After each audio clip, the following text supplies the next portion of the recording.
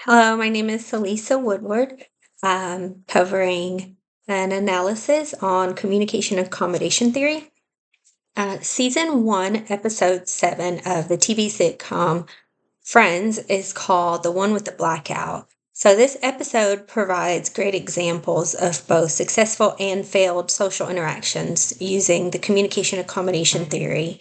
Um, the communication accommodation theory of Howard Giles' document states that speech accommodation theory is the process of seeking approval by meshing with another style of speech.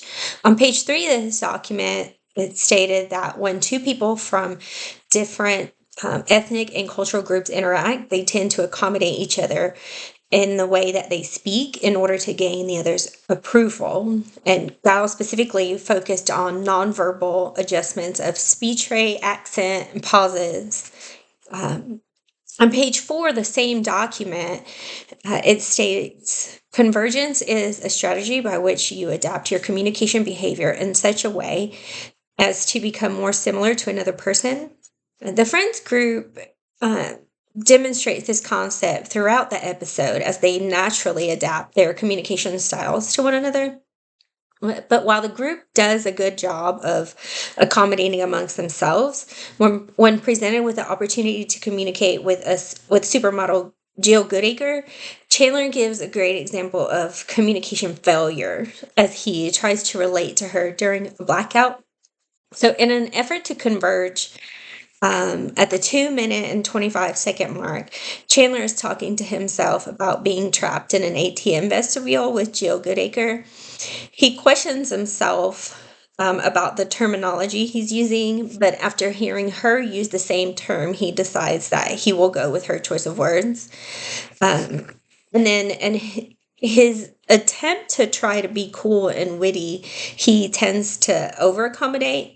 On page 7 of the communication accommodation theory of Howard Giles' document, Giles defines over accommodation as the demeaning or patronizing talk, or when excessive concern is paid to vocal clarity or amplification, message simplification or repetition. It states that over accommodation may be well intended, but it has the effect of making the recipient feel worse.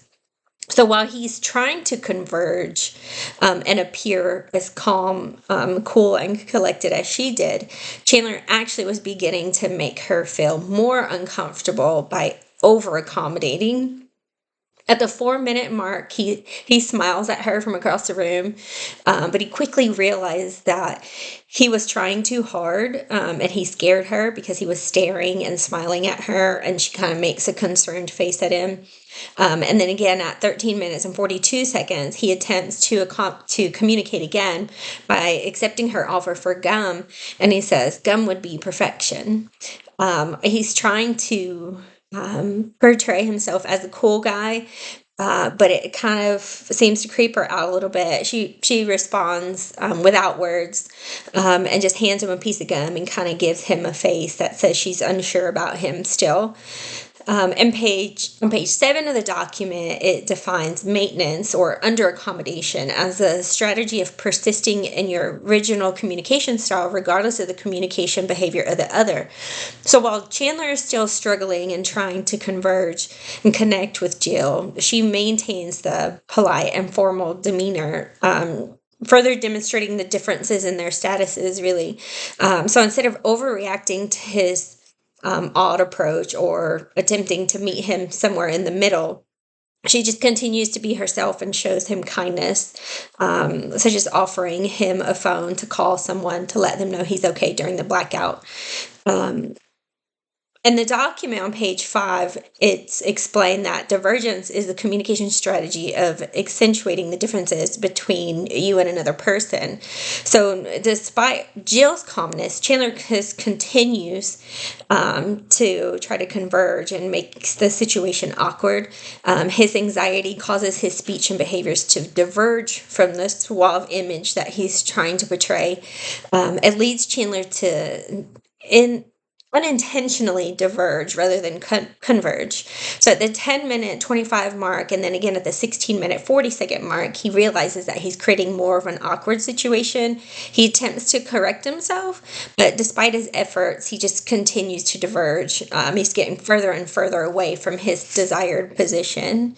So the analysis of this episode, the one with the blackout, shows that the principles of communication and accommodation theory play a significant role in our social outcomes. It demonstrates both intentional choices and involuntary responses that dictate the success or failure of our ability to establish, in order to form personal relationships and to perceive differences in our statuses and communication.